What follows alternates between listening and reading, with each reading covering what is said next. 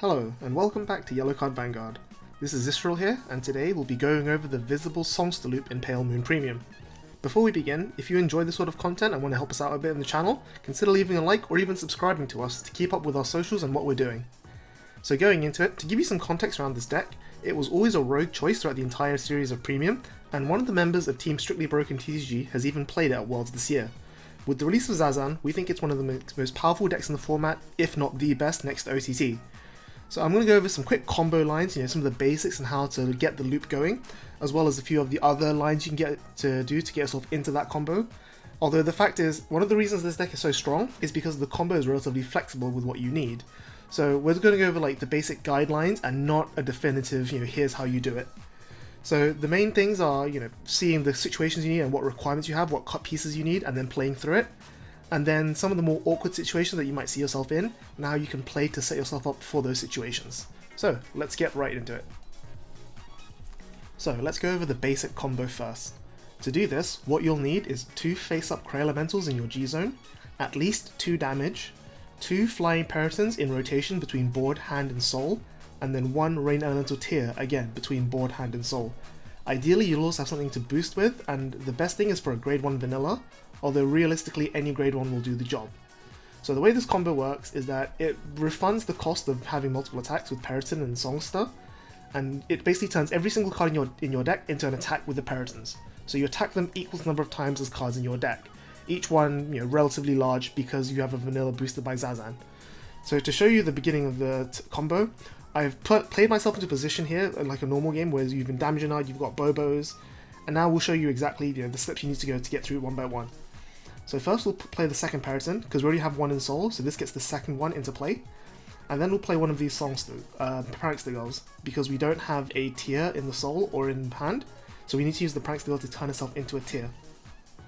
So what we're going to do is we're going to attack first of all for what starts off as 12, but actually gets boosted by the Cyclones to become 22, which is a relatively decent number. It does get stopped by 1 damage trigger, but you'll see that as we attack with the Flying Periton column, this will need to be stopped by 3 damage triggers. So we'll get through that later on. So this attacks, and we're not going to use the Songster's turn here. When we attack with the Peritons, this is where we use Songster. So we counterblast 1 on boost, push 2 of our Rearguards into Soul, and call a Rearguard from Soul. So here we're going to call the Periton, but before we resolve the Periton, we're going to resolve the stand trigger, who goes back into the deck and turns herself into a tier.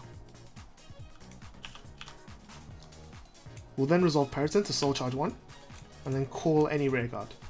In this case, we'll just call the Grey 1 Vanilla again, because we don't need the tier yet, and this makes better numbers. So this finishes attacking, and it's for 16, boosted by the Cyclones is 26. So you see that they need 2 damage triggers to get through this. We'll attack here again, this time using Songster skill, and this time when we push these 2 in, we'll pull out the Periton again, but now because we've turned some damage face down, we can call the tier this time with Periton's effect after soul charging, and you'll notice that because we've called 2 Peritons during the attack, we now have 2 soul to pay for tier's cost. So we can soul blast the 2 cards that we just soul charged, and we can attack again with this column. Now when we attack with this column, counter charging of course, so when we attack with this column we can counterblast 1 again, push these 2 into soul, and then call out a Periton again. And you'll see, after we resolve Periton's skill, that we are back in the exact same position where we were when we started the attack loop. So each Periton pays for the cost of the tier, which pays for the cost of the double Songster. So this is the absolute basic combo you need to know, and everything you'll be trying to do is a way of getting to this line of play basically. So the next situation is that there will be some times where you won't be able to have multiple Zazans in one game, and so you'll be stuck on GB1. Now the problem is that the loop requires GB2 in order to fully refund itself, but the great things with Pale Moon is that you have a lot of ways of enabling Zazan as reusing the one from Soul that you rode. In particular, we've got Purple Trapezist and Flying Periton, both of which on place call a card from your Soul, in this case our Zazan. And the great thing about Periton and Trapezist is that when they're on play, they both increase your Soul by 1.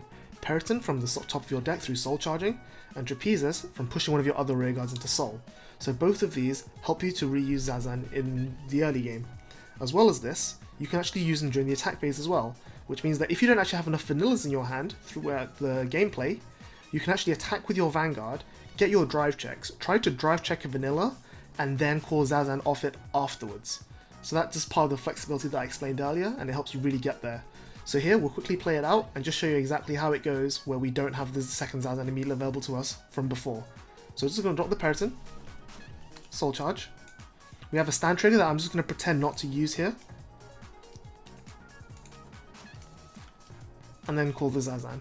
And here we can just Soul Blast whatever it is we Soul Charged. And call 2 Vanillas from hand. Draw 2.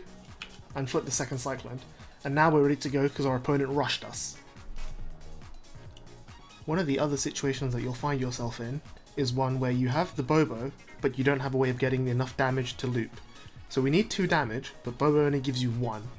Now there's ways of getting around that with Prankster Girl of Mirrorland. Her effect will let you search for Seesaw, who will then give you the damage that you need to go off. Now there's lots of ways of getting it to happen, especially in the battle phase, but it's easiest to do it during the main phase. Now you do need at least 1 damage, so you do have to have at least the 1 Bobo in order to do this. But here I'll show you the way of going from 1 damage to the 2 damage and then go to loop from there. So first, we'll call the Prankster Girl to set her up. We'll then call this Purple Trapezist, which will put her into the soul, and call out anything else, it doesn't matter. Then the Prankster Girl effect will turn herself into a Seesaw.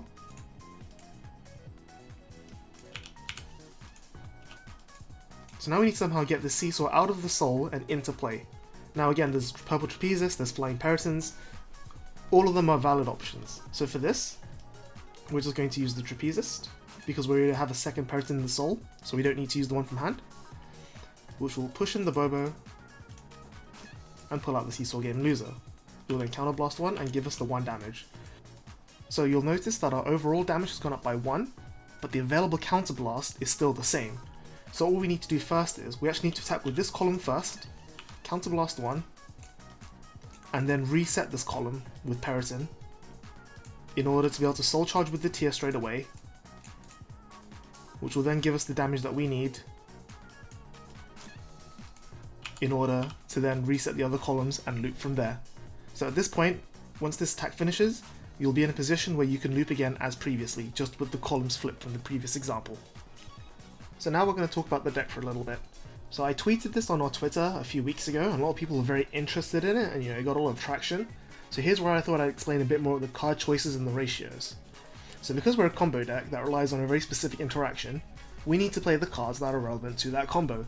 In this case, that's our Peritons, our Trapezists, our Terrain Elemental Tiers, and the Prankster Girl of Mirrorland, and of course, the Grade 3 Visible Songster.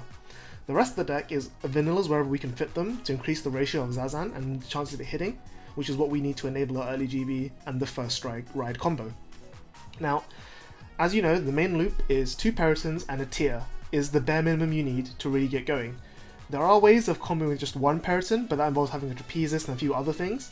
There are also ways of accelerating your combo with things like Seesaw Game Loser, and again, you're using the Trapezist multiple times to get yourself up to more damage where you can more easily combo.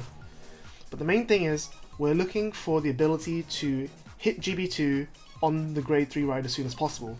So the increase in Trapezists, while the Trapezist is not strictly necessary for the combo, it makes the combo easier, helps us hit better numbers if we can charge multiple vanillas, and most importantly, it helps us reuse our Zazans. So you'll see that we're playing all vanilla draw triggers rather than playing the draw PG, and that's just because to increase the number of vanillas for the deck for Zazan. Likewise with the Grade 2 vanilla, it's another ride target, and it's importantly a vanilla that can hit numbers. In particular, if you need to really push through the damage triggers, like say they're on 0 or 1 damage, having 2 or 3 Cyclones face up allows the 10k vanilla, boosted by the 8k vanilla, to reach a size of 38+, which requires 4 defensives to stop. So you'll need the Trapezist to be able to pull out the Grade 2 10k to attack with, but it can help you really get there when you need it. I haven't explained the loop on how to attack with the Grade 2 10k instead of a Periton, but it's doable and you should be able to figure yourself out yourself.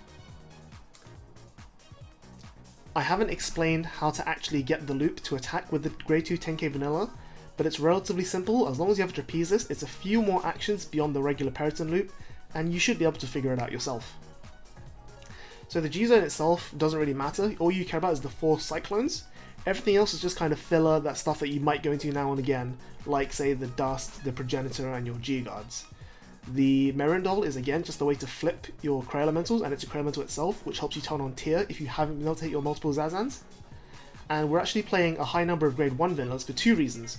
One is the shield value, which is actually really helpful because if you're getting rushed and you're actually in danger of dying, these can help you survive.